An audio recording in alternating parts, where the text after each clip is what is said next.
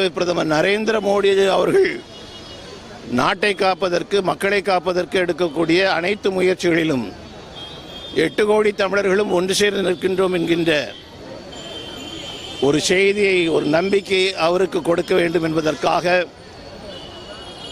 இன்று இந்த விழிப்புணர்வு போராட்டம் நடைபெற்றது. அனுமதி பெறாமல் வந்திருக்கக்கூடிய எந்த நாட்டை சேர்ந்தவராக இருந்தாங்க, அனுமதி பெறாமல் இங்கே வந்திருக்கக்கூடிய எந்த நாட்டை சேர்ந்த யாராக இருந்தாலும், எந்த மதமாக இருந்தாலும் சரிதான், அவன் எப்படி இருக்க முடியும்? அவளை எப்படி ஏற்றுக்கொள்ள முடியும்? குறிப்பாக பங்களாதேஷ் இன்னைக்கு எப்படி இருக்குதுன்னு எல்லாருக்குமே தெரியும். 1971 அந்த நாட்டை உருவாக்கி கொடுப்பதற்காக நம்முடைய நாடு எந்த அளவுக்கு உயிர் சேதங்களையும், இராணுவ உயிர் சேதங்களையும், இழப்புகளையும் நாம் சந்தித்தோங்கிறது உலகம் முழுக்க தெரிஞ்ச ஒரு விஷயம்.